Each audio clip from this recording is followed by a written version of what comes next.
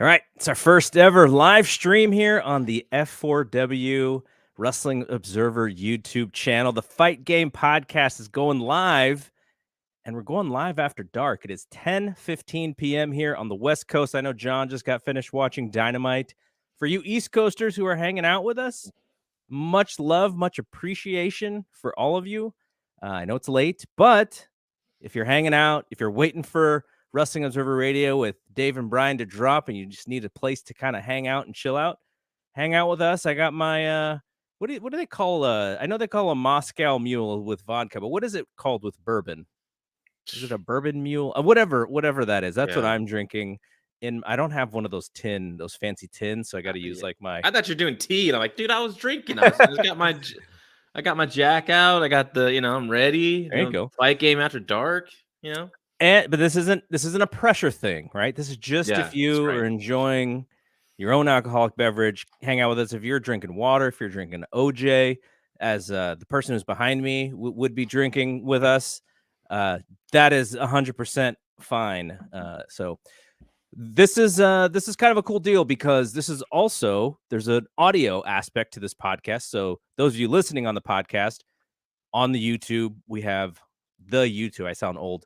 On YouTube, we have the video live streaming version of it. So if it sounds kind of like, oh, what are they talking about? Why are they talking about, something that in person? That's why. But we'll try to make it as good for audio as well. But this is a free show.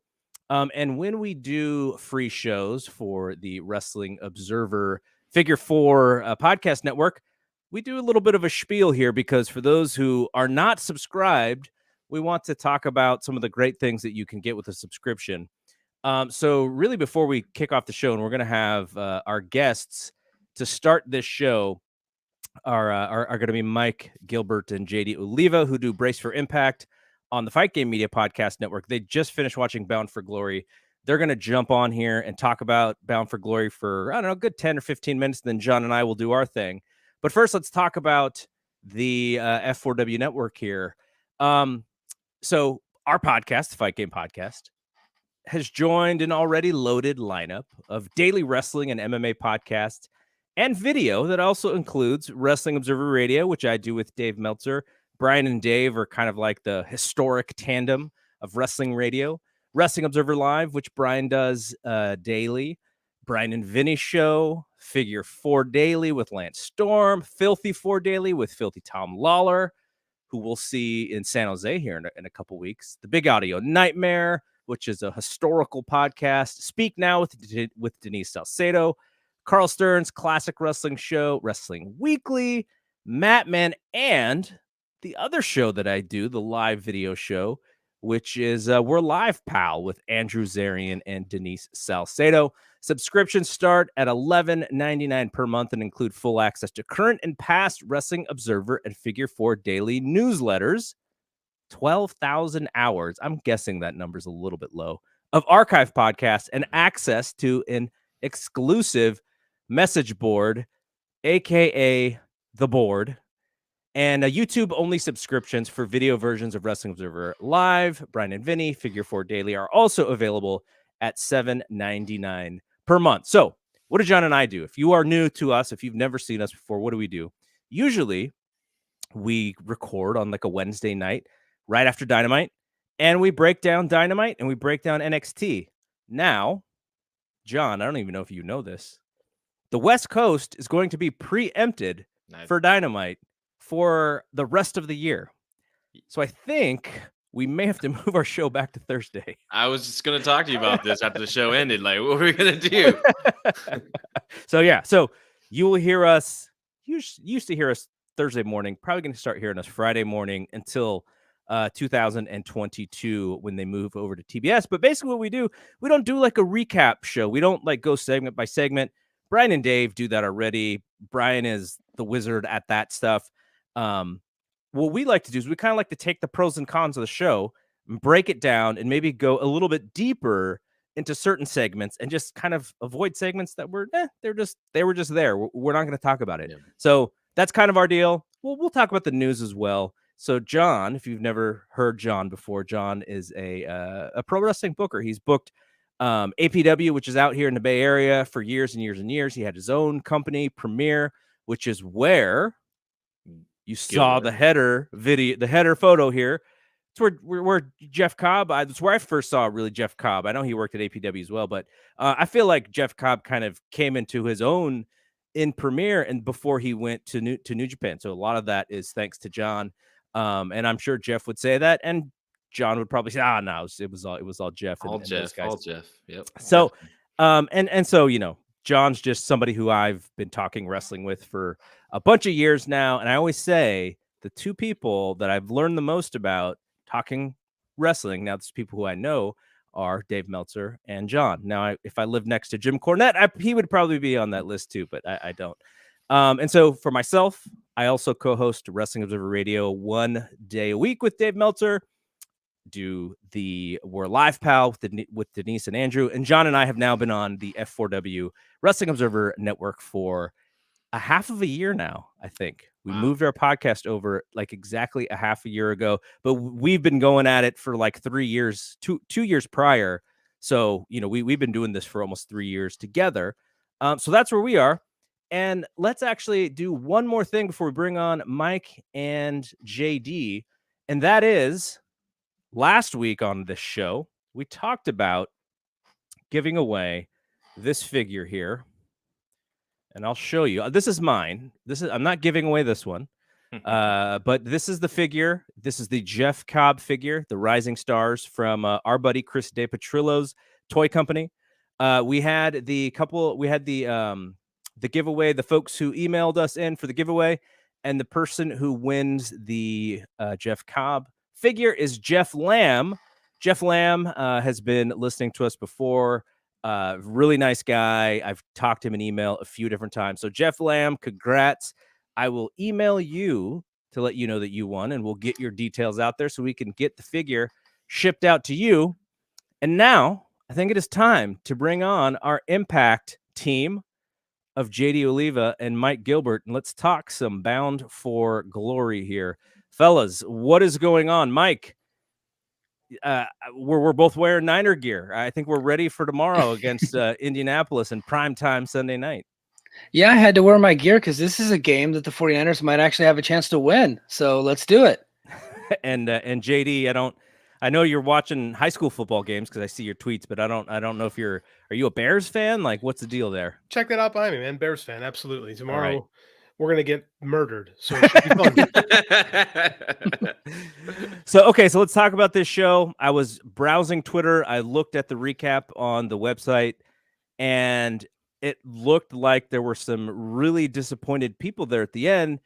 I saw Josh Alexander won the championship, and then Moose cashed in his, I don't even know what it was, to then beat Josh Alexander by the end of the night. Explain what happened here. Explain this to me. Explain this to all of us. Mike, you go ahead, and then JD can pop in, because he's off air. He was like, I'm so happy I'm talking today. Yeah. So Moose, he won Impact's version of the Royal Rumble. So it's called the Call Your Shot Gauntlet. So it's like a 20 style match, and then the last two people in the match then have a regular match with pinfalls or submissions. It was down to him and Mid Cardona, and he got the pinfall over Cardona. And then we get to the main event, and Josh Alexander and Christian Cage, they had a really good match, excellent match. Lots of cool near falls, just a really dramatic match. Cage is amazing, and so is Alexander. Alexander picks up the victory. Matt Stryker starts crying on commentary as Alexander's son and his wife come into the ring and to greet him, and yada yada yada. And then they cut away, and there's Moose. He brings in his trophy and he's cashing it in, and then he cashes it in to close the show. And I know a lot of people loved this. I'll be honest, like my feed, there's a lot of people that loved it. And then there's a lot of people who don't watch Impact or doing the TNA LOL type of stuff. Like, this is total TNA. And I think, it was basically what, I'm sure, I know that the three of us were there. It was Seth Rollins cashing in at the end of WrestleMania that year. That's kind of what this was. And if that hadn't already happened 10,000 times already, I would say this was a very clever finish. But it's something that's already happened. And they were building a guy in Alexander. Like, he is becoming a huge star. He's becoming a guy that they could ride on his back and kind of go into this next generation. I wrote several freaking articles about this. And so they didn't let the moment breathe. I did want Moose to cash in on Alexander eventually, and I did want him to screw him over because Moose is a heel, and I think that's what you should do as a heel. I didn't want it to happen tonight. That said, I don't completely hate it because I've been talking it into existence that Moose is going to be the champion for 2 years now. Ever since I saw him and Ken Shamrock in 2019 at Bound for Glory, I was like, Moose is the guy that needs to carry this company going forward. And it took 2 years, and they did it in a shitty way. But here he is. He's the champion. And I think that Alexander is going to continue his chase with Moose going forward. You see, Mike, you brought up the Seth Rollins finish. People liked that one. Like, people got excited. This wasn't that. This was the Daniel Bryan one where Randy Orton came out and cashed in, right? Everybody hated that. It's the same thing. And it's just so classic LOL TNA of let's just lift something that everybody hated from WWE and let's just do that, right? Let's spend months and months building up a guy, and then we'll screw him, and then it'll get everybody really excited to keep watching our show. But it was awful. It was awful. He came out with the bowling trophy, cashed it in, and it was, I can't even the phrase cashing it in, right? It's right in WWE. Like, it's so creatively vapid, which is pretty much what we have. Can I ask you a question? And then I actually want to get John's thoughts. I know he didn't watch it, but he has been following Impact. Had this happened on a different show, on a TV show, on a different pay-per-view, where Josh still gets his moment and you kind of go off the air where, okay, this is our guy, before we screw him, before we create the heat that everyone loves, right? The heat. Would you feel differently about that? Yeah. If they would have done it this coming up Thursday, I'd have been fine with that. Because I do think that the chase is more important than the actual victory itself, right? But you got to let it breathe a little bit. And so, if they wanted to do it on TV this week where Moose just cashes it in on him and now he's the champion, I'd have been totally fine with that. No problem whatsoever. If the show was good before this, I might have been okay with it. But this was not a good show leading up to it. So we have bad wrestling all night long. The big LG promised us massive surprises tonight. You know what the massive surprise was, Garrett? You know what it was? The Kiss Demon. Yeah, I did hear about Dale that. Toreborg came out, and I laughed. I'm like, oh my God, they got the Kiss Demon. That's awesome. And then he proceeded. And then this is great, John. You'll love this from a booking perspective. He stood in the corner for I'm not kidding, 12 minutes. And just stood there and occasionally threw some weak-looking kicks before he got eliminated. That was our massive surprise. Yeah, White Sox legend Dale Toreborg. It's part of that 2005 coaching staff that won the World Series. Okay, John. So you've been following, so you kind of know what's going on. You know the details. The idea of the cash-in, which JD talked about, the idea is just played out at this point. Impact is.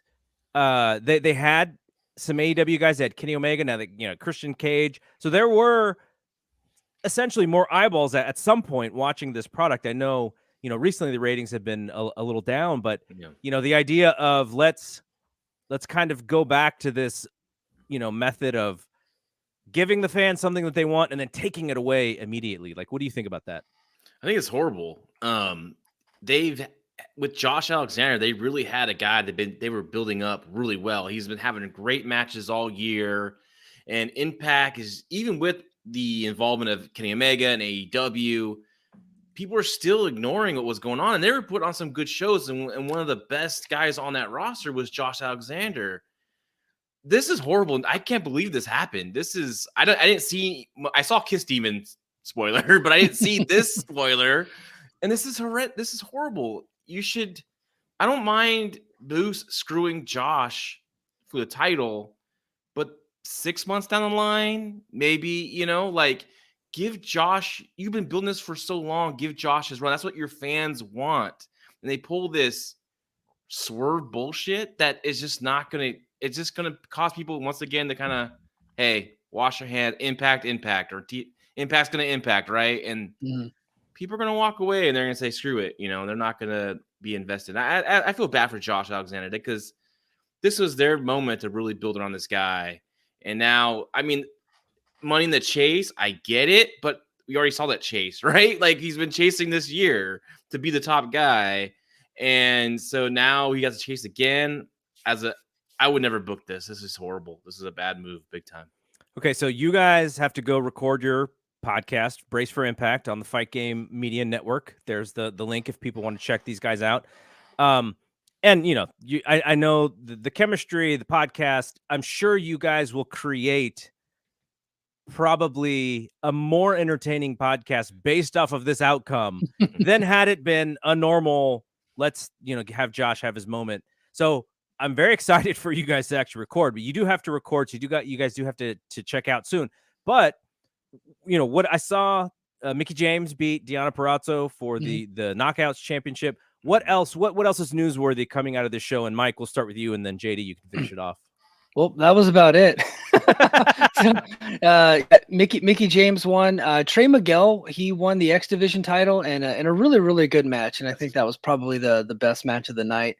And then Moose, Call Your Shot Gauntlet. As far as surprises go, they had Melina of all people from the NWA, and I think that was one of the massive surprises. But I think the Rocky Romero opened the Call Your Shot Gauntlet with Chris Sabin, and that was pretty good. That was pretty cool. So, but other than and the Inspiration, they won the Knockouts tag team titles.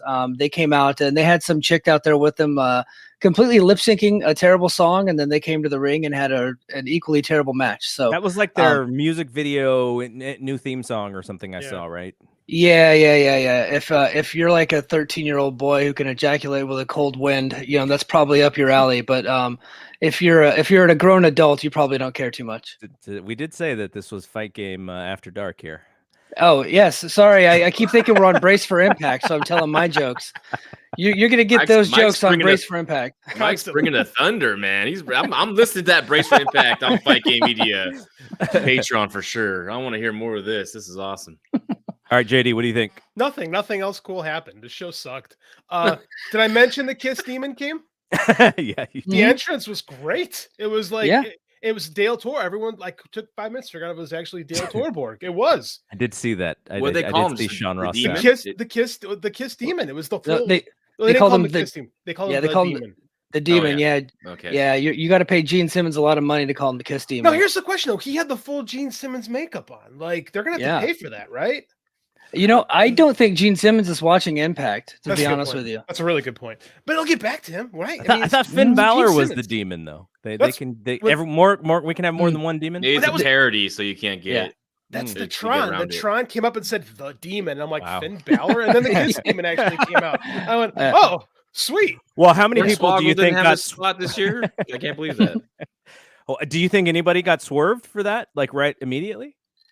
Thinking that it was actually Finn Balor? No, I think people might have thought it was like Sue Young or Kimberly or one of those chicks. Yeah, I don't think anybody thought it was Finn Balor. Yeah. All right, so one of our buddies, Preet, he's in the live feed, and if you have comments, send them in, and we'll post some of the good ones. Preet said he doesn't purchase Impact's pay-per-views, but he liked the Alexander idea of the moment, and he thought about it. But if he had and he saw this ending, he would have swore off. Now he didn't actually buy it, so you know we could have used that as an interesting science experiment. But I imagine that the people who buy these shows are dieharders and who are gonna continually buy these shows, good or bad, because there have been some good shows too. But last thing that I want from both of you guys is, does something like this hurt their momentum? That, you know, we've been talking about them. Not that the TV ratings have necessarily been outstanding or shown like, oh, you know, Impact is what we had this argument, you know, what's the third company or whatever, and then there was talk about Game Changer and Impact and whether it's ROH or whatever. But does something like this possibly hurt some momentum for them going into the end of this year? Yeah, I think it does. I think they pissed off most of their Canadian fan base, and that's not very good. And the ending left a bad taste in a lot of people's mouths. And then there's like I said, there are some people, the Impact hardcores, that really like this, but they're going to really like just about anything that this company puts on. So you got to kind of take some of that with a grain of salt. But when you're just looking at it objectively with people who typically don't watch Impact and they came in and bought this show because this main event was so well built, they did a 12-minute documentary that was beautifully done on Josh Alexander. A guy named Jorge Barbosa, who works for the Fight Network, just completely knocked it out of the park. The promos, everything, the build was absolutely perfect. And plus you had Christian Cage coming in from AEW. He's not likely to come back now. So not only do you lose Christian Cage, but then you lost all the momentum of this great star that you were just trying to build because you wanted to get a little bit of heat at the end of a pay-per-view. I don't think it's going to help them out very much. What will it do to ratings? I don't know that they can get much worse right now, but I guess they could. This is not a company that lives and dies by ratings because they're owned by their own network and the ratings are so small anyway. It's not that big of a deal. But I do see people saying I'm probably not ever going to buy an Impact pay-per-view again. And that's when you're Impact and you're putting on a $40 show, you got to knock it out of the park every time. You don't get a chance to hit a single whenever you're charging people money. You got to come with it every single time.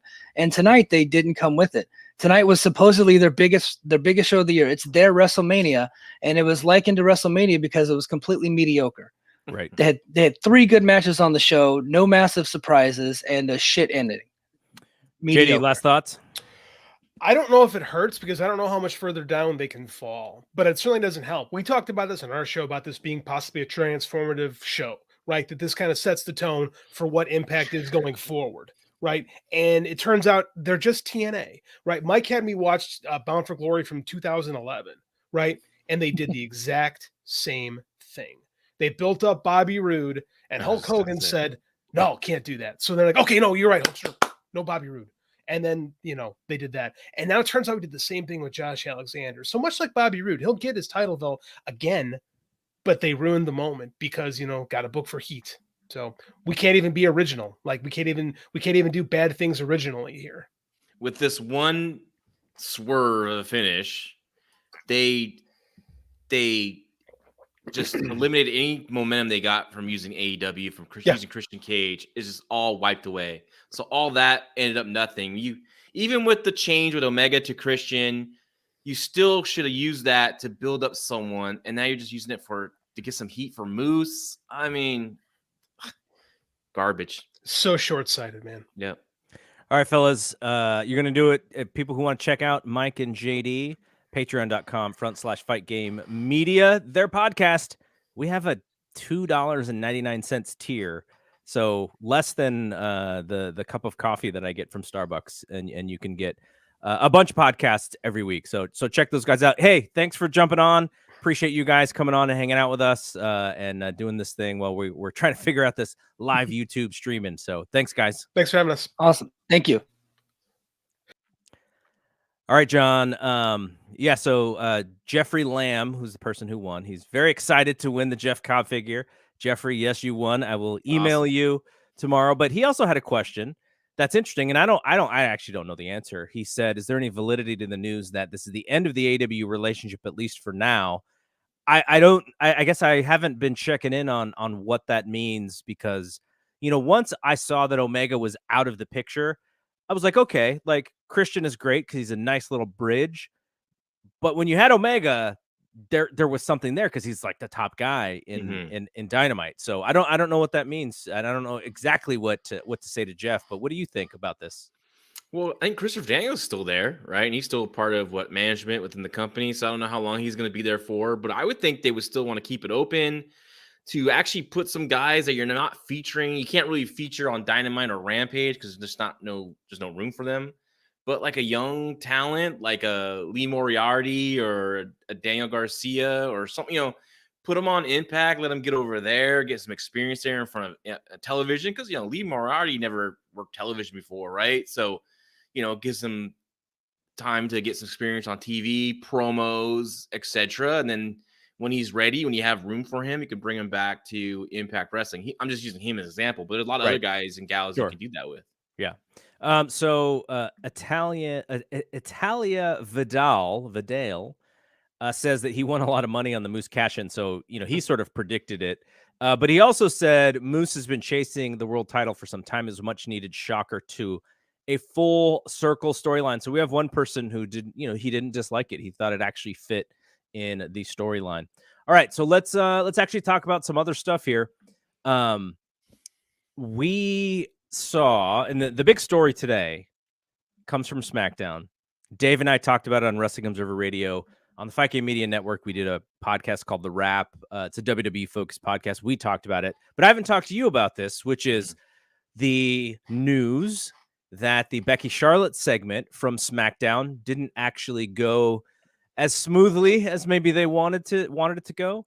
But also, there was maybe a little bit of a confrontation backstage between Becky and Charlotte. And I think you and I have heard, certain things about whether who's getting along or whatever. And I personally have heard that, there's definitely some validity to the idea that, maybe Charlotte's not making a lot of friends, in her role as one of the top stars in the women's division. It's not all kumbaya necessarily there.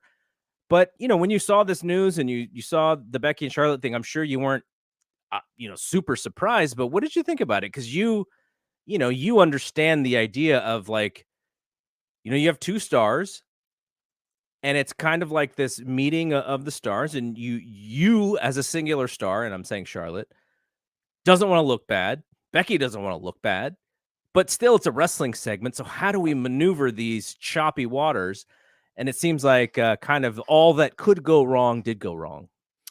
Yeah, when I heard the news and I heard what happened, I'm not surprised, especially on Charlotte's end, because this is nothing new with her when it comes to stuff, politicking. She's a big politicker. Rhea Ripley was supposed to beat her at WrestleMania that year, and she politicked against that, and that got changed, and that just hurt Rhea Ripley's momentum. And then at the end of the day, she didn't even lose to Rhea Ripley the title, right? Yeah. EO won the beat. EO beat Rhea technically in that three-way. So she's been difficult for a long time. It was difficult at NXT when she was there. When you're talking about the recent history, the last time she was there, and now, not going with what they wanted, and just to be a baby about it and throwing the belt down when that's a no-no right now in WWE, and going business for herself. At least it creates some controversy. Could be a positive, but Becky's going on a different brand, so you're not going to have anything against Survivor Series. They do work together. It could be interesting, but I don't know. It's nothing new with Charlotte, and she is on an island by herself in that locker room. From what I understand, no one really likes her too much, unfortunately. But that's kind of how she's positioned herself there. So a lot of people kind of attribute this to her relationship with Andrade. So how that's been influencing her since they've been together. So we'll see. I mean, I like Charlotte, and disappointed to hear that what happened. I think there is, unfortunately, for the women in wrestling, and we saw this front and center with Crown Jewel. We saw inequality visibly on our television when the women at Crown Jewel all had to wrestle in these oversized t-shirts. We've seen it before, but the fact that the idea is that we're getting somewhere with this thing, and they're not. I would rather not see the inequality on those shows than actually see them wrestling t-shirts. But from Charlotte's perspective, and this is just me trying to piece things together, she is what is she now, in her mid-30s? And as we know, historically, the camera is much harder on women than it is on men, and that is a societal thing, right? That is how society looks at this situation. But if you're Charlotte and you go, oh, Randy Orton, he keeps his body tight, he looks good for his age, he's still on top. I wonder if she feels a little bit of pressure from that ideal of it's all about the young, attractive, hot women still in wrestling. And she's like, man, I'm athletic. I work so hard. I'm in the gym constantly. Like, I should, be somebody who can be on top for 10 years, let's say.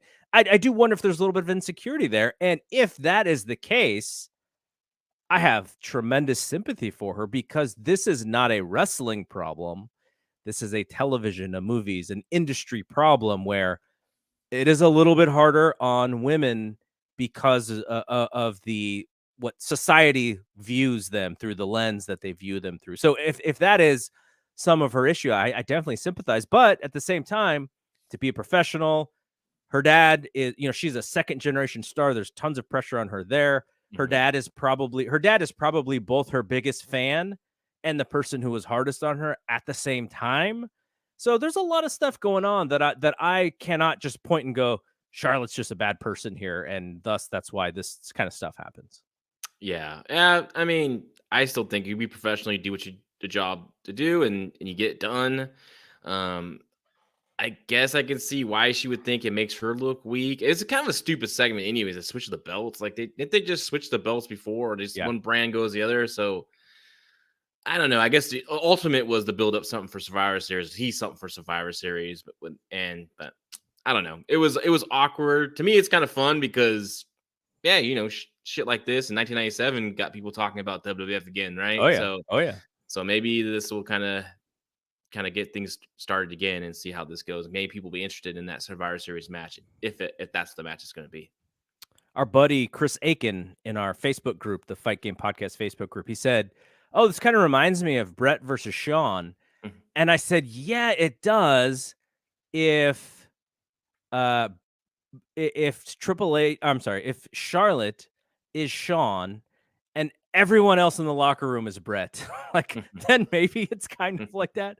But I think overall, I think Charlotte is still tremendous talent. My worry for her is that she just goes, "Hey, my boyfriend's having such a great time on the other brand.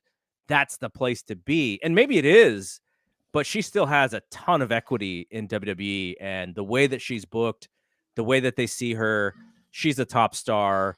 And I hope that they can figure it out because, look, Charlotte, Becky, Sasha, Bianca, this is the best the women's division has ever been. And I'm including the years when Ronda was there. From a wrestling standpoint, I think this is the best. And we still have Bayley coming back and the possibility of someone like Rhea getting out of that tag team division and maybe becoming singles again. Maybe, in another 6 months, maybe Raquel Gonzalez shoots over. There's so much. I'm so excited about this division. I hate the booking of it for the most part, but there's so much talent, and I hope Charlotte can figure it out. And because she's very valuable and she's a top star. Yeah, she's a star for sure. So just want to shout out our buddy Josiah. Congratulations to Josiah. I won't be super transparent about what I'm congratulating him on, but he knows. And also our buddy Jeremy Finestone is in there. I already shouted out Preet. Thank you all for checking in with us as we go live here. So how much of Crown Jewel? I think I told you what I thought you would be interested in watching. I watched I watched Brock and Roman, of course. I decided to check out Lashley and Goldberg just out of curiosity.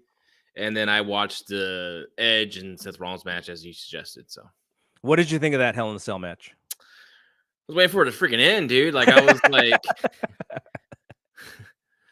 I understand it's like the end of a feud of a program, but this is the first Hell in a Cell in Saudi Arabia, right? They've never seen a Hell in a Cell before, ever. I can't remember if they have or not. You may be right. I'm not. I couldn't say for sure. I'm pretty sure. I'm like 99.9%. And the first one they see, they have to have the chairs, the tables, all the plunder, and it just went forever and ever, And I'm just like, I got extremely bored, and nothing to take away from those guys' effort because they were busting their ass. I thought the bump that Rollins took off the cage at the table was pretty cool, but I didn't think it was that. I mean, I just wasn't interested because it just kept going and nothing meant anything. Because I mean, how many shit can they hit each other with, and really doesn't mean much. And so that was disappointing for me. All right, which is interesting because most of the feedback I've seen, people really love that match. I know Meltzer gave it like 4 3/4 star. I thought it was a 4.5-star match. I had problems with the finish. Mm-hmm. I didn't like the fact that every time Seth hits the curb stomp, he waits for people to get to all fours. The Edge didn't get to all fours, and he still went after the curb stomp, and then Edge kind of crotched him with the chair. And I thought Edge's curb stomp looked terrible, but they quickly got the camera around so that it didn't look that bad. But outside of those two things, the other one was there was a great near fall, and Seth killed it by doing one of these on the ref, so he can see the count. And that's my pet peeve. Not a lot of people don't really care about that, but other than that, I thought it was really good. Seth Rollins, his character, he still has not mastered what his character should be. He's still trying to find it. But man, as a talent, as an athlete, he's top. He's top of the game, and I want him to grow into whatever that character is going to be, because once he does, I think he gets to where Roman is and where those guys are. But that character, whatever that character is holding him back a little bit. That's the problem. He has a character with it. He should just be Seth Rollins, this cocky, arrogant asshole that thinks he's the top of the world in WWE. That's what he should be, the opposite of Roman, another Roman, but on a different brand, and then eventually they can collide. Eventually. Yeah. All right, what did you think of the Brock and Roman Reigns angle at the end with Paul Heyman throwing the belt between the two of them and saying, "You know what to do," as if he was speaking to one of them, but was speaking to both of them. What did you think about that whole thing? Oh, great! I thought this whole match was great. It's a typical, quick, high impact Brock Lesnar type of match, or I should say Paul Heyman booking type of match. And the finish, continues on that story. Like, where's Paul Heyman's, truly, like, who does he really truly support? Who is he really behind? And teases that, and Roman goes over. So after it was over, I'm wanting more. So I'm gonna be committed to watch SmackDown, at least their segments, because I got to the show like in 40 minutes, and that was cool. So I'm into it. Big time. I thought it was a great match. That dive out by Roman Reigns was awesome. That was like one of the coolest dive outs I've ever seen. And just perfect camera shot, perfect angle. Seeing a big guy like that dive is pretty awesome. So also want to shout out DJ Paul, who's in the live stream, and he's cracking on Dave's star ratings. Dave may turn around. He's right behind me, so just beware. But then thanks DJ Paul for hanging out with us. Okay, so we want to move a little bit more quickly because we still want to talk about Dynamite, and that's really the meat of our show generally. Let's talk a little bit about Rampage before we get to NXT, because we always like to spend some time with NXT. Unfortunately, it's a Saturday night. NXT was on Tuesday, so it's kind of yesterday's news, but we'll just talk a little bit about it. But I wanted to get your thoughts on the Andrade and Pac match on Rampage, which a lot of people really, really loved. I thought was really good. But a lot of people were just like, man, this was one of the best matches that I've seen. Well, not ever, like, that I've seen recently. I'll be honest, I fell asleep. It was because I watched it late, because I recorded the Take the Home podcast on the Fight Game Patreon. Started watching Rampage, and once this match hit, I just kind of fell asleep. But I woke up for the finish, and I saw the lights go out, and I was like, what's going on here? Malachi Black came, which was interesting. They were always going to be associated with each other, I think, within AEW. That was kind of the original plan. So I think they're now going with it, which I don't know if I like it, because I like Malachi Black on his own. And I know Andrade needs something here, but I don't know. I wouldn't associate these two together. So here's the thing about that match. One of the things that I really liked is Andrade is able to do the style of wrestling that he wants versus the style of wrestling that WWE wanted him to do. And so from that perspective, if he gets over, he's getting over because of him. And if he doesn't get over, he's not getting over because of him. And I think he really enjoys that freedom, which I love for him. His wrestling has been a little bit closer to what I think we had wanted from him.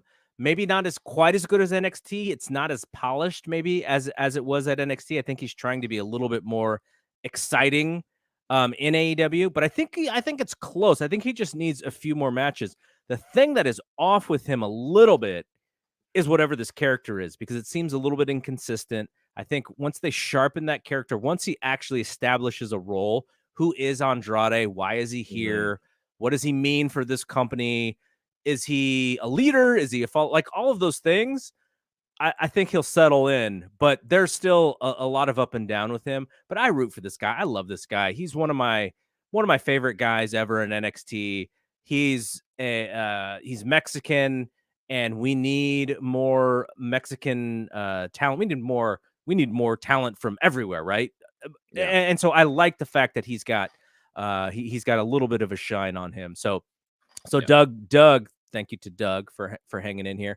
He said he appreciates there's one podcast featured on this network that has the bravery to criticize AEW on occasion. I we hear this a lot because John and I do cover Dynamite very closely. And the one thing I'm going to say, if you read The Observer, Dave has his pros and cons about certain things AEW. I just think Dave and Brian really love that show. And, that they're watching it with the guys of like, I have to watch so many hours of WWE. Now I get to watch a company that does something a little bit differently. The crowd seems to be hot. It's more wrestling the way that I would do wrestling, and I think that's why they love it. I don't think that they don't they don't criticize it, because I'm a close listener to Doug. Just so you know, I've been listening to both of them together since the IATA days. And I get the point. I don't think that they won't criticize. I just think that they really enjoy the product. And so let's talk a little bit about NXT, and then we'll move on to Dynamite. They set up Halloween Havoc. Are you excited about this Halloween Havoc card? I want to be excited. Takeover's not Halloween Havoc, but I feel like there's some expectation with this show that maybe the NXTs that we've been getting, there's not a lot of good wrestling. They're building. Now we have Halloween Havoc. I feel like the fan base is like, okay, now this needs to be a good wrestling show. And I'm not sure they put the card together to match what maybe the fans expect. Yeah, I'm not excited as was last year. I'm curious about Braun Breaker and Ciampa's match. The rest of the card I'm not really too excited about. Manny Rose and Raquel Gonzalez not interested in. I do think that mystery person is Dakota Kai might debut and screw Raquel Gonzalez to the title, and Manny Rose will win it. The three-way ladder match, the women, it might be a new team in there. It might be JC Jane and Gigi Dolan. I'm not sure yet. But we'll find out. But I like another ladder match. Like I swear to God, I think every takeover has like a ladder match. I know. Right? I felt the same way when I saw that. And I'm worried about these women in this ladder match. Not to take away from them, not saying they can't do it, but from what I've seen in the ring so far, I'm a little worried about that match, right? And MSK Imperium, I want to see that match. I think it's gonna be a good tag team match, but it's a spin the wheel, make the deal match. So they might get some coal miner's glove bullshit. We never know. So I don't know. Not really that excited overall for that show. And then I think they're going against Game 1 of the World Series too, so they're gonna have a tough time there with the rating. So here's an interesting thing, which is the original Halloween Havoc from back in the day, when we were thinking of they brought out the wheel, spin the wheel, make the deal. John's gonna restart because I think his camera was a little bit slow. But back in the day when they did the very first spin the wheel, make the deal, I believe it was Sting and was it Sting and Rick Rude? No, it was Sting and Jake. Sorry. Sting and Jake do the spin the wheel, make the deal thing. And I would have been like 16 or something. And so during this whole buildup, my thought was every match is spin the wheel, make the deal. In fact, I was wrong. It is not every match. It was just for that main event. So I always used to get a kick out of it because I was like, oh, God, like I was still already 16 years old. And they still fooled me about what they were doing. But now, in 2021, we're doing Halloween Havoc. They have 3 spin the wheel, make the deal matches. The first one was the tag, the ladder match, like John said. But now they're doing the thing where like the entire show is spin the wheel, make the deal, only to like troll me some 29 years later or whatever for this show. But as we wait for John to get back, I don't want to start Dynamite without him. So just my own thoughts on some of this stuff for Halloween Havoc. I am really excited, as I think most NXT people are, for Braun Breaker and Tommaso Ciampa. I mentioned this on a different show. Can we get rid of the breaker part? LeBron James is the most famous basketball player of the last 20 years. His best friends call him Braun or Braun. Let's get rid of Breaker. Just call him Braun. We have Riddle. We have all these guys with one name. Let's go with Braun. That is the best part of his name. The Breaker thing is really dumb. So let's go with Braun, and let's keep it at that. So that's my first thing. But I think the match with Ciampa is going to be good. I do hope Braun wins, because I'm very interested to see what they're going to do to build for him. They do not have a contender ready, as far as I can tell. So we'll see what happens. I'm very interested in seeing Braun, Breaker, and Ciampa. And yeah, so the other matches, I was just saying that the spin the wheel, make the deal. When I was a kid, I thought it was going to be for the whole first Halloween, or no, it would have been the second or third Halloween Havoc. I thought it was going to be for the whole show, but it turned out it was only for the main event. And now, 29 years later, now they're doing it for the whole show, not just the one match. So I thought that was funny. Yeah, not excited for that MSK Imperium spin the wheel. I don't know the match yet. I shouldn't say, but why? Like, just let that be the great wrestling match on the show. At least a great tag team wrestling match on the show. I agree with you 100%. So before we move into Dynamite, I was just kind of talking about the things that I'm intrigued in. I feel like Mandy Rose is going over here. I'm a big Raquel fan, but I think Raquel needs a dance partner for her character to work as well as it can.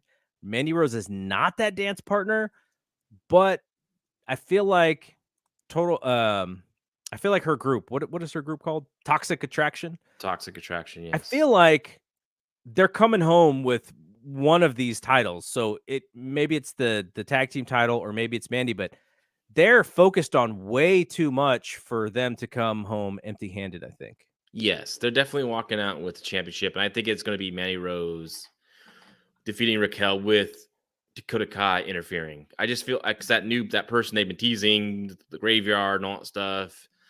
It's a female, obviously, and Dakota hasn't showed up on SmackDown yet or anything like that, so I assume they don't have a plan for her yet for the main roster, so I think she's going to continue on with this feud with Raquel.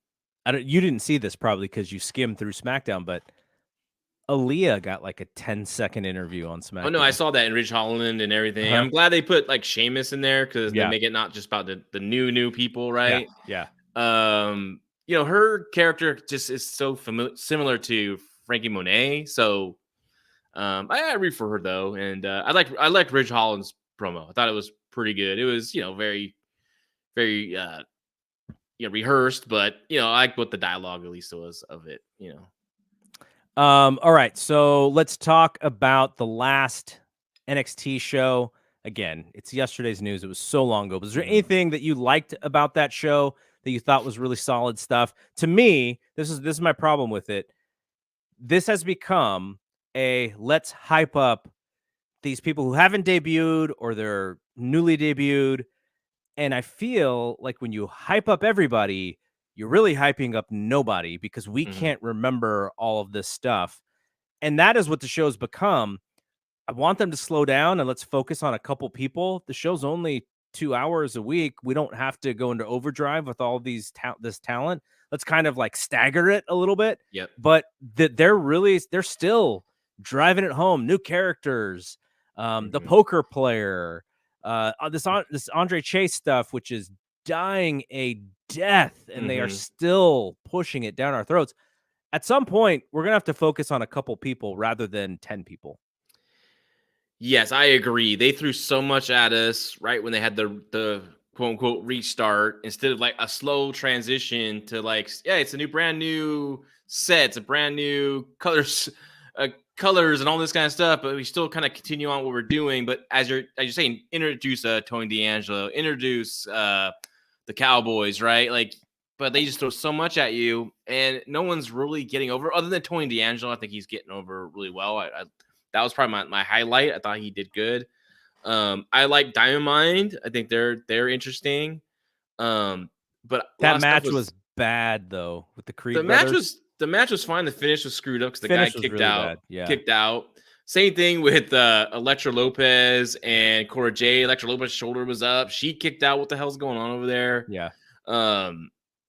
It was I just cursed up the storm when I saw the Kushida Ikemen segment in the bathroom.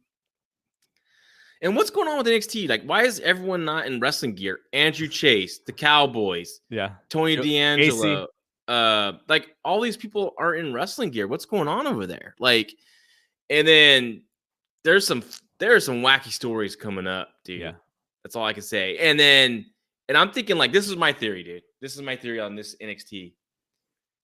This is where the Raw writers or whoever, the main roster writers, I should say, get to do their stuff that was knocked down by Vince McMahon. That's an interesting theory. That's my theory. Like, you know, he didn't really like it here, but he's saying, okay, but you can do whatever over there. Like, and no one's saying no, right? So they're just like, hey, we're gonna do this storyline, and it's like it's freaking funky, dude. Like, you're gonna Our go show, insane. man. You're gonna go insane, bro. That's all I'm gonna tell you. But I mean, there's some intriguing talent, though. I do like some of the guys. I like Braun Breaker, obviously, right? Everyone loves that guy. Tony D'Angelo, I know you're kind of hard on the vignettes, but I'm like, he's got a great personality. Yeah. But I'm totally a Tony D'Angelo guy. I want to see more of him. So I don't know. Well, let's hold out and let's hope it's going to be good. Well, you have Tony D'Angelo for your Italian roots. I got Jiro and Kushida. Those are my guys. But like Josiah, who was in this chat, says, why was it in the bathroom? I thought there was maybe a significance to it being in the bathroom. Like, was there an inside joke that I missed? I think it's just the potty humor that Vince likes. And that's one that was a segment. That's why they did that, unfortunately. So, oh my God. All right. Let's talk about Dynamite, which we just saw. Saturday Night Dynamite.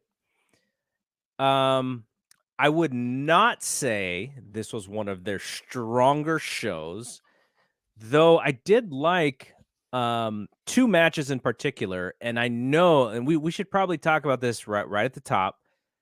I did put Cody and Malachi Black on my likes. I know a lot of people were frustrated with Cody Rhodes going over in this match.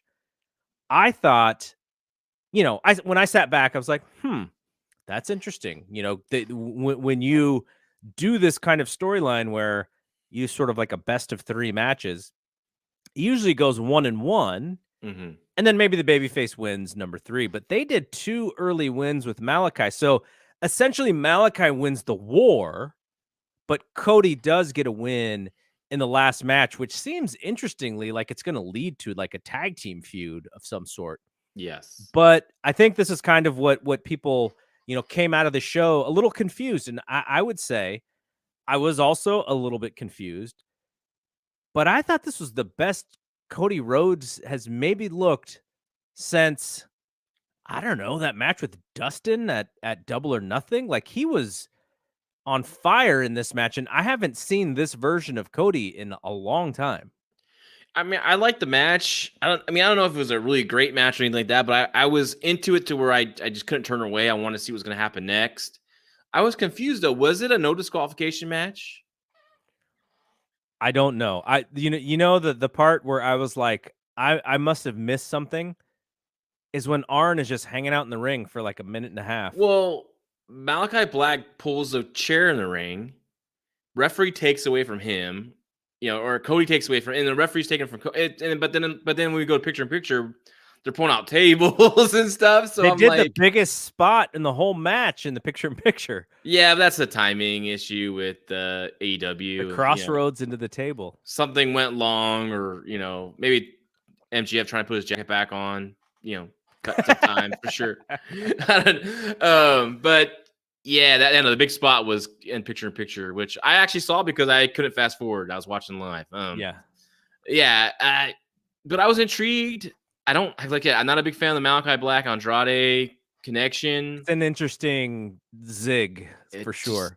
Doesn't really work for me, other than being former WWE guys. If you're trying to do a invasion angle and Tony Nese is number 6, I don't know, like it's not gonna work. I think this is 205 Live, baby. On and, Tony. I think I think our buddy Parker made a joke like, "Hey, 80% of the guys on this show are former WWE guys." I thought it was pretty funny, but I hope they don't go that route. I still think Malachi Black is best to be by himself as this unique entity that kind of just comes in and comes out and fights, and he's getting over like a babyface, man. Might want to start turning into babyface. So. Yeah. So both Josiah, who watches the fight feed, and Preet, who lives in Canada, I guess it was only us on the TNT feed who saw that crossroads into the table. That in the picture-in-picture, they both got to see it in normal. So yeah, I mean, I like the match. It's probably the most I've liked a Cody match. Like I said, it's probably not that far back. Like he was doing some really good stuff with Jericho too. But I don't know. He seemed a little invigorated, and maybe this is maybe the storyline was a little bit of like a real life thing. Like, come on, get your head back in here. Like you're a wrestler. And so back to the finish. I would have loved to see them put Black over a third time. Cody is also a gigantic star for this company. And so if you have him win this match, I'm not going to look at it and go like, this was so stupid. Like Cody he's a guy who is a star. So, I was just kind of interested in sort of the way that they did it, where Cody gets the last one and loses the first two. But yeah, like I'm intrigued. I don't know if I'm going to like the tag thing, but I'm intrigued. And I was really into Cody more than, maybe since the Ogogo thing, where I thought he really, really was off in the Ogogo thing. But I feel like he's back to what he was before that. He's turning heel. I think it's coming. He's wearing black now. I think it's definitely going to happen. It needs to happen. I think this is just like, hey, I won this match and you guys still boo me kind of deal. I think it's going to be a slow thing. So hopefully they could turn, something good out of this I think Cody's would be a great heel. I mean, him and Brandy and crowd would love that shit, and that'd be so much fun to watch. I hope it happens. I think he'd be great. All right. So that was one of my likes. My second like, and I'm going to say this because I'm assuming this is in your likes as well, is Bryan Danielson and Dustin Rhodes. I thought that was a great opener. Yeah, I love this match. That was really good. I thought Dustin was great. I like that he played the old man, a little slow at times. And, Bryan Danielson, he's such a master, right? Like, he loves working these matches and figuring out, like, how can our styles mesh and what story could tell. Like, he's just a genius, right? So they had a great match. I was really into all of it. Hey, we don't need a damn Canadian destroyer from Dustin in this match, right? Yeah. It wasn't needed, but I did a pile driver. They did a pile driver. Yeah, I thought Cody was going to win the pedigree. By the way, at the end, I thought that was going to be the pedigree instead of what was it? The Tiger Driver '98. Just so if you did, so Excalibur had to make sure he let us know he watched '90s All Japan. But no, I love this match. Bryan Danielson has been I've been loving all his matches in AEW. I just can't wait till he's going to wrestle next. And who's he wrestling next? He's wrestling Eddie Kingston. That's going to be so much fun. Yeah. Yeah. And unfortunately for Archer, he does that moonsault and lands on top of his head. Or I guess it wasn't exactly on the top. Maybe it's like more forehead, but man, poor guy. That was rough. And then they had to go check on him and then kind of go to the finish. And I'm guessing Kingston was going over anyways. Yes, I think because so. they did the finish in that way, so that we get Kingston and Danielson. So the thing that I get a kick out of it because it just seems like Danielson is doing all of the things that he loves to do. He won with a guillotine this time, and that's the first time he's won with a guillotine. They really made that clear in the match that he's won with a different move like all these different times. So I think that's kind of a cool thing. Yeah. And it makes you kind of think, how's he going to beat Kingston? Is it going to be with a different submission, or is he going to win with, I'm trying to think back to some of the stuff that he was doing in ROH. It's going to be a small package, so there's some intrigue there. It's fun storytelling. I know that for real, like this is like a shoot that he watched Zack Sabre Jr. in New Japan and was just like, God, I want to do that. Like, that's what I want to do. So this is, I don't think that that's exactly what he's doing now, but there is some of that Zack Sabre Jr. in Bryan Danielson right now in AEW. And it's just so much fun. Well, yeah, he's smart. He's setting up with all these different finishes that he's executing to win matches. What's going to happen? And when he does go for the championship, he's going to unload all of those on the champion, and people are going to bite those near falls or submission. They're going to be like, oh shit, here's the guillotine. Oh shit, here's the gotch lock, or whatever he calls it. There's the big running knee. Like they're going to freak out, and that he's building to those moments in that eventual title match that he's going to have down the line with Kenny Omega or a Hangman Adam Page, I guess. Yeah. By the way, we didn't get to. I missed this in my list of things. I was supposed to talk about this when we talked about the Cobb figure, but Cobb and Okada. And then did you see Okada and Kota Ibushi? Yes, I watched both those matches. Yeah, what'd you think? Well, I love Cobb and Okada. That was a great finale of their trilogy, right? A great final. I think it was I didn't watch all the matches G1 this year. It just was impossible. It was so hard. Of what I watched, it was my favorite match of the tournament that I saw. It was a faster paced match than they had before in the first two matches. They played off stuff they did in those previous two matches. Cobb looked great. Okada looked great. It left you wanting more between those two, so that was great. And the finals was going good until the unfortunate injury for Ibushi, and that just sucked. That sucked. But Okada was going over anyways, so it just sucked. I know they're probably they had so much more to do, but a really unfortunate situation turned into like a fortunate situation for them, in my opinion. This is what I would do. I would have it be, and this could probably be hard because in Japan, it's like get out there and wrestle as soon as possible. A lot of the cases, I don't know how that was back in the day, but I don't know how it is now. And I know like Ibushi wants to go be out there as soon as he can be healthy. But here's what I do. I say leave him off until G1 next year. And because when he wins that one and faces Okada at Tokyo Dome, which I would do, that would mean it would be predictable, but not as predictable. It would be a great story. That would be one of the main story. Can Ibushi do it? Right? How's he gonna make his money though? He's taking the whole year off. They pay him. He's in a contract, bro. He has a big contract, right? Didn't they sign him like a 3 or 4 year deal? How's he going to keep that physique, man? He needs to be in the ring. He's going to come back shredded, man. He's going to come back shredded as he's, just. That's what I would do. I know it's, but Tokyo Dome's only a couple months. Yeah. G1 was pushed back. Yeah. So G1 is in like July, August, right? Normally? Yeah. So I think 6 months is a perfect time for him to come back and stuff. Don't bring him back for the New Japan Cup. Don't do that. No. I mean, there's a reason why we put this graphic in for the thing, because you're talking about masters. You're talking about Okada is the number one master.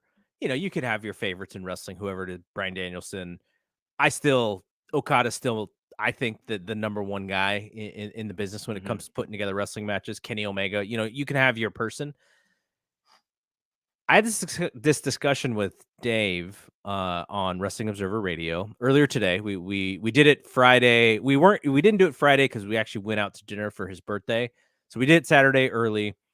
And I was just like, Jeff's right there. And it's crazy to think about how close he is to being one of the tippy top guys in the entire industry. It's so crazy that he's so close. Yeah, he's going to be there, and it should be him and Ibushi in the finals of that G1. Jeff should win his block. That's the next progression, him winning a block. Ibushi beats him in the finals, and then 2023, Jeff can win it all. Yeah. All right. What else did you have on your likes list for this Dynamite show? I like the Mox promo. I know I say that all the time, but like it was different. It wasn't yelling and screaming. I liked he took a different, act with it. So I really enjoyed that. So I'll tease the audience here. Maybe it won't be a tease, but Dave and I are trying to get Moxley on Wrestling Observer Radio because his book comes out in I think it's like 9 days. Yeah. Oh yeah. So we're gonna try to get him on maybe next weekend. This is not a promise. Like, he's got a busy schedule. We'll do whatever we can to fit him in. But on Wrestling Observer Radio, I will give away a book, whether you want a hardcover or you want a Kindle. So we'll do a giveaway if we can get him on. But on the Fight Game Media Network, we are doing 2 giveaways for the same book. John has been so great to come on with me and do shows on our network, and I'm like thinking of ways that I can pay him back. And one of those ways is I'm going to buy a couple of his books and give it away to folks on the Patreon. So if you have subscribed to the Patreon previously to October 1st, you are already in the running for one of the books. And if you subscribed from October through the October 1 through the 31st, you will be in a second giveaway. And so we're going to give away 2 on our Patreon. And like I said, if we can get John on Wrestling Observer Radio, which is the goal, then I will give away another one to Wrestling Observer Radio listeners. It's great. I loved it. So I think people are really going to dig it. Much like you, I really liked the promo. I will say, I was really wondering where he was going with it when he was like, I don't give a crap about the titles. I don't give a crap about winning this tournament. Here's what I give a crap about. And he made it about his daughter. Yeah. And I thought it was a really cool, creative way to do it. And in the end, it really is about the tournament and the title and everything. But it's also about coming home to his family in one piece. And the way that he does that is he just kicks everybody's ass. I thought it was a really creative way to do that. And the way he supports them is winning matches and winning championships, right? So, yep. Okay. The other thing, I had 4. I had more like 3.5. I threw MJF and Sting on here. MJF, the timing on him mentioning Lex Luger and Sting finally breaking and punching him was amazing. Yeah. This dude, not only is he a fantastic speaker, it's more than just his ability to speak on the mic and to remember the entire promo, all the things he wants to say it so naturally and in rhythm, but the timing of him and Sting in that moment was so. I was back in '92 going like, oh, this is Sting, man. Yeah. And because he is protected in this company. He'll take a shot to the back with a chair and go, and then he'll get double teamed, and he has to sell the double team, but he is protected. So that moment was great. I loved MJF, just his timing, his cadence. He's such a dick. He did not go to where other times, in the last few weeks, where I thought he maybe went a little bit too, a little bit too much for the heat. Like when he had mentioned Brian Pillman's dad, and a couple of other times. I thought this was really perfect. So I added this as like my asterisks in case we needed another one. Yeah, no, I like this too. The only negative I can give it is that no one came out to help Sting, no officials, nothing. Well, the reason why I thought that is because if anybody was going to help Sting, it was going to be Darby. And when Darby didn't come out, that just accentuated that Darby is more hurt, right? Because everyone's like, okay, Darby's coming out. They're chanting Darby's name. And the fact that he didn't come out shined more of a light on the fact that he's not able to come out. That's what I took out of that. Yeah, but this is part of my dislike. Because one of my dislikes is that, one, we had 3 beatdowns on the show. We had Sting. Yes. Anthony Green. Yes. Jungle Boy. Yes. And only one person was actually came out and saved, and that was Anthony Green by CM Punk. CM Punk was back there. He saw Sting, a legend, right, in this business, get his ass kicked by 3 men, doesn't come out, right? Anthony Green, a good talent, but enhancement talent on the show. He can't handle Bobby Fish getting a couple extra licks on him. He has to run out and save Anthony Green. Jungle Boy, who he's put over in commentary many shows, gets thrown off a stage, or before that gets triple teamed. No one comes out and save him, right? You just showed the Dark Order in a promo is going to wrestle the Elite, and I think this coming Wednesday, right? Yeah, I think so. They're there in the building at Adam Page, Hangman Page. He's there. They could have came out and helped, but they had to do the stunt with Jungle Boy.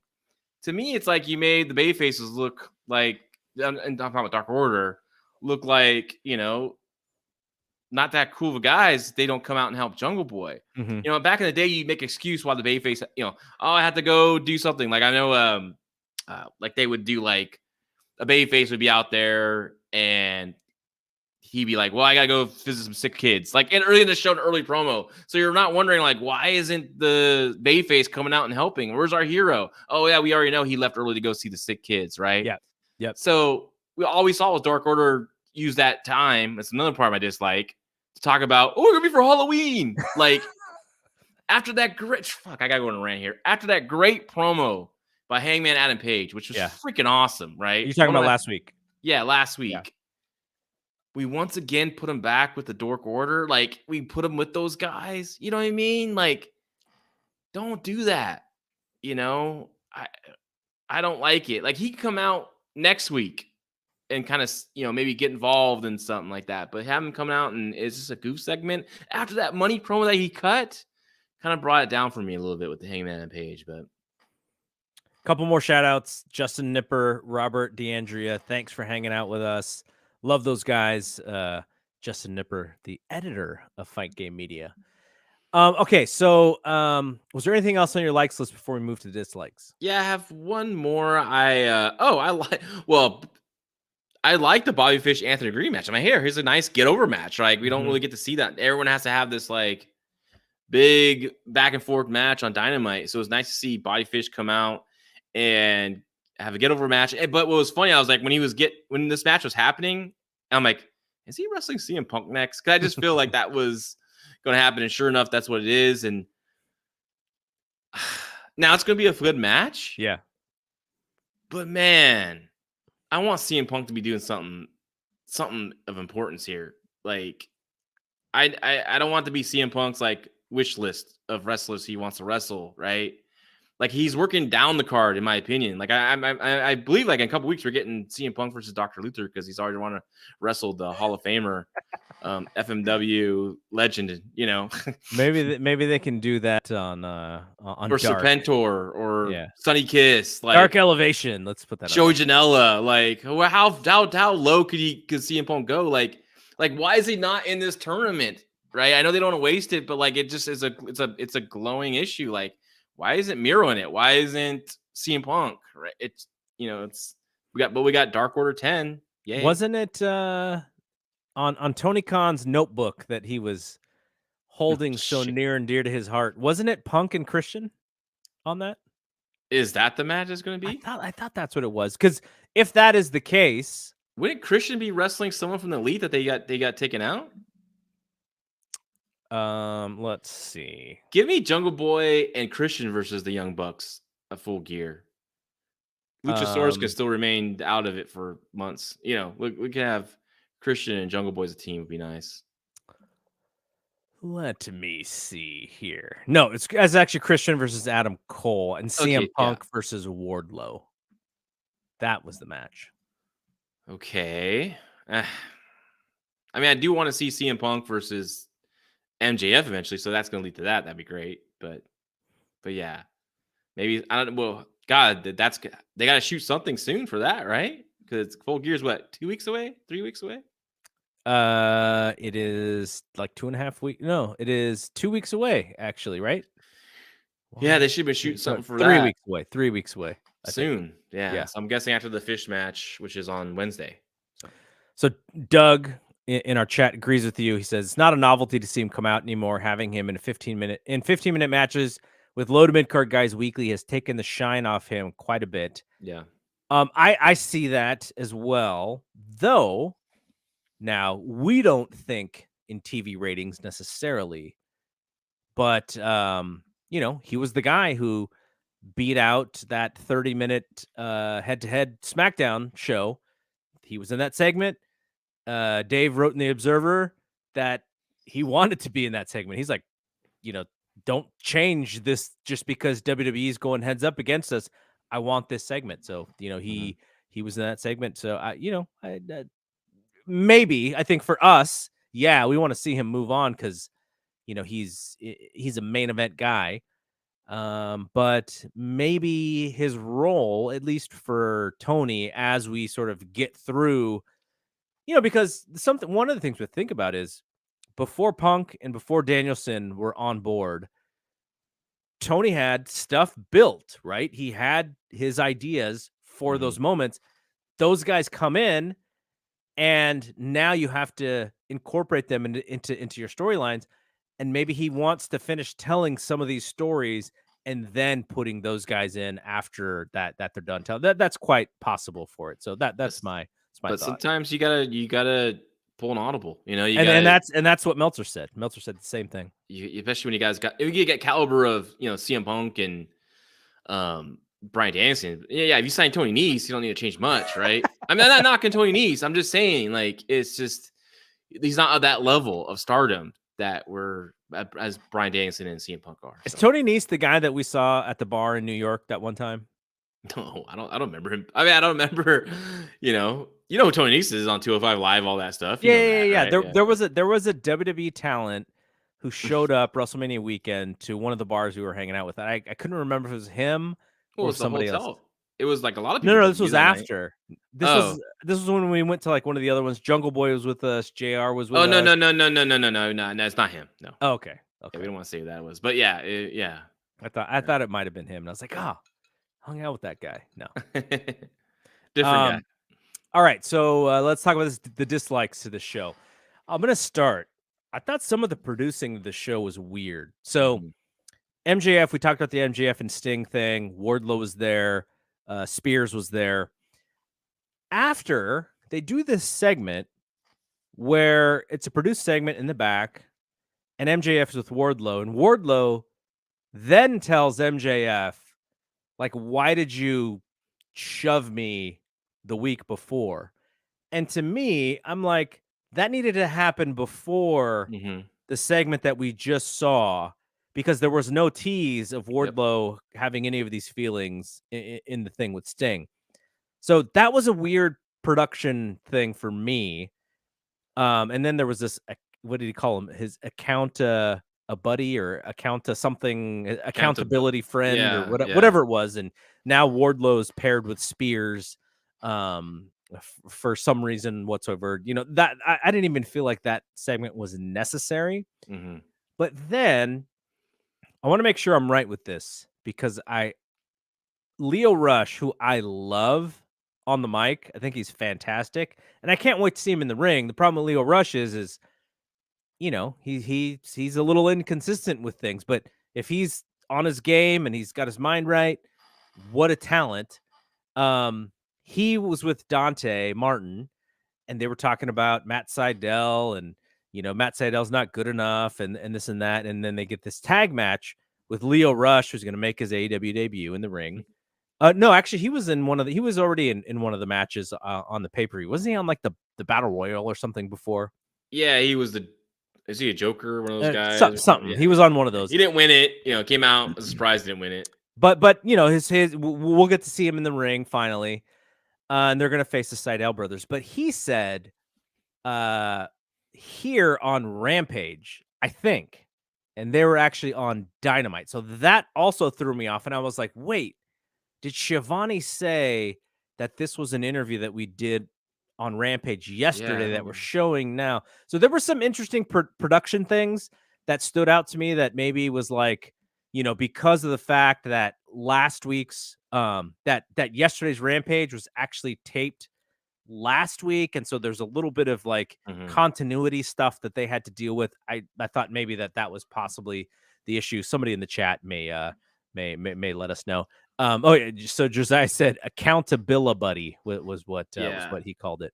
Which, first of all, that should have probably aired on Rampage on Friday, right? That segment with Wardlow and MJF and Spears. Yes.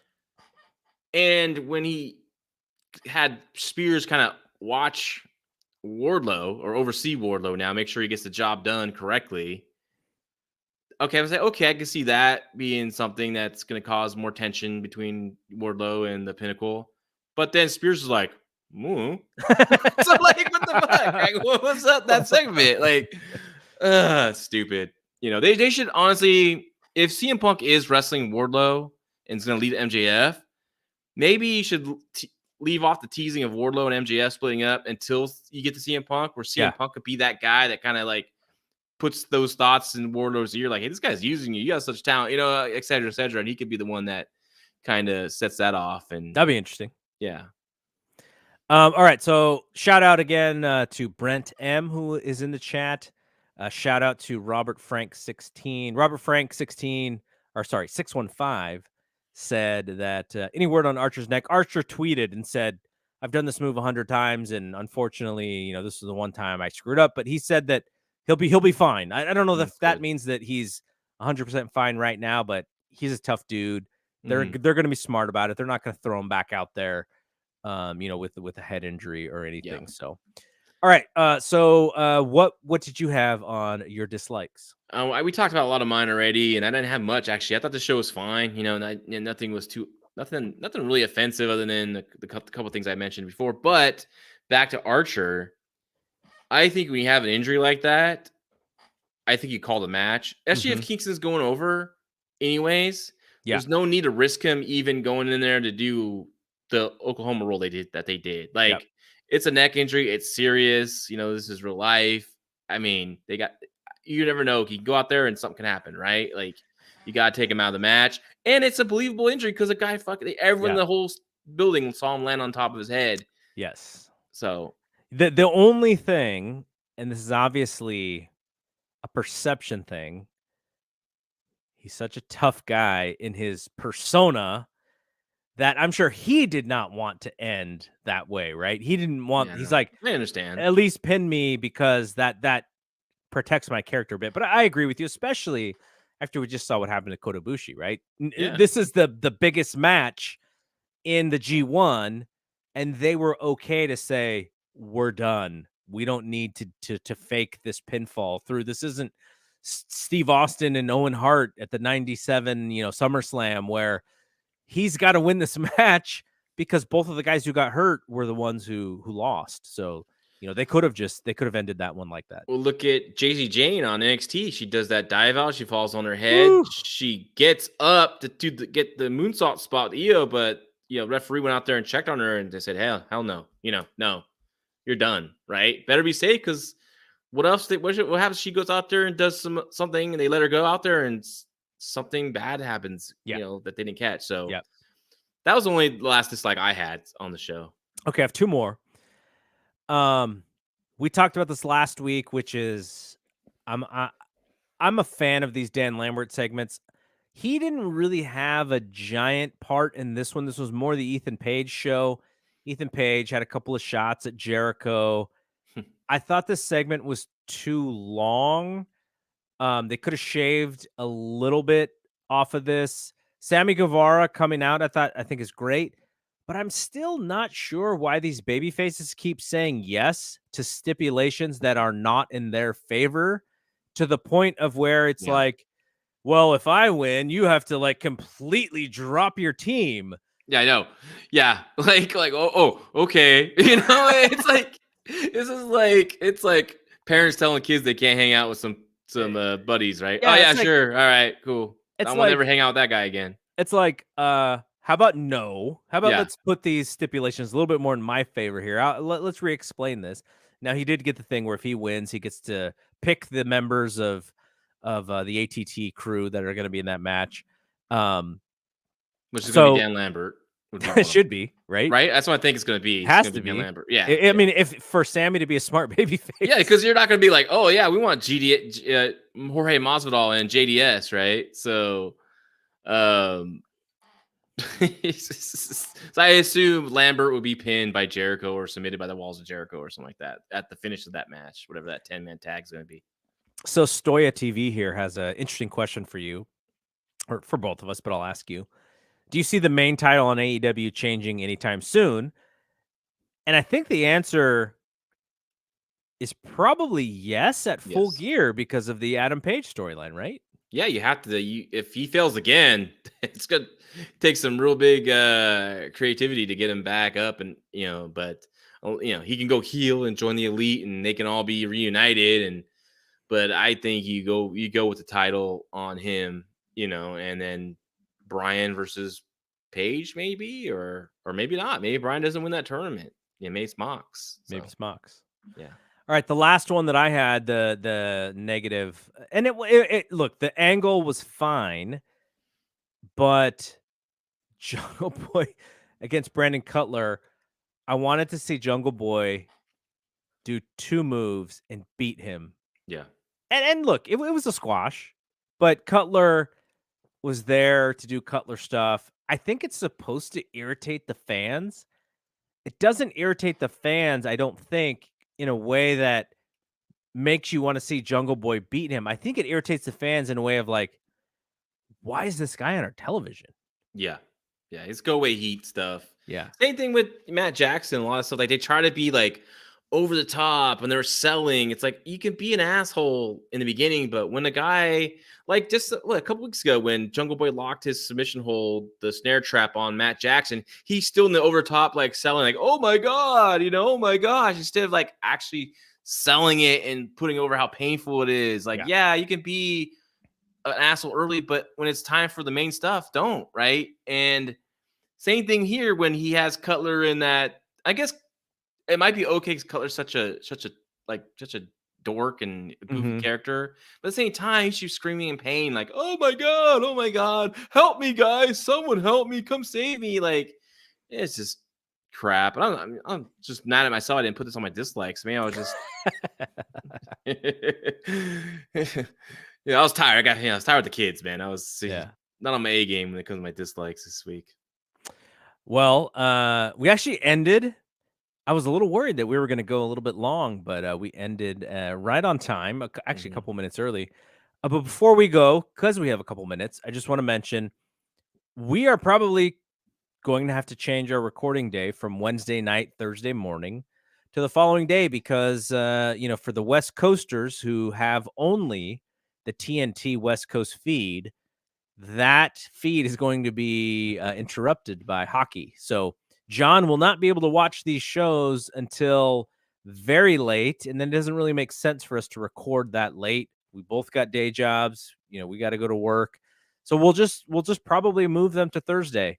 And that's just going to have to be the way that we do it until the end of the year when we move to TBS here with Dynamite. But yeah, so that's probably going to be the deal here. You'll probably start seeing us the one day late. But yeah, so this was a lot of fun. I hope people dug this. Denise Salcedo is so great at doing this live video stuff, the live streaming. She's just on it. The We're Live Pal show, I've gotten a little bit of more training in doing this live stuff. So hopefully it was okay for everybody. But hey, this is a different animal, right? John and I usually do this audio only podcast. So we hope that the video was good. We hope that you guys enjoyed it. We hope that you guys hung out with us and had a great time. And I think we'll be able to do a few of these again.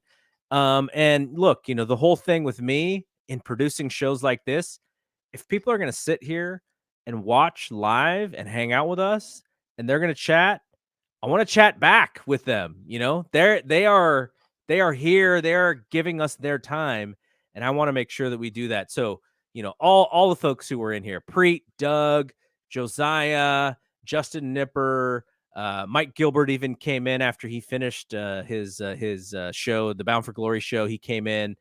All of you folks, Robert, Scrolling all the way up, DJ Paul was in here for a little bit. This was awesome. I loved seeing folks in this chat.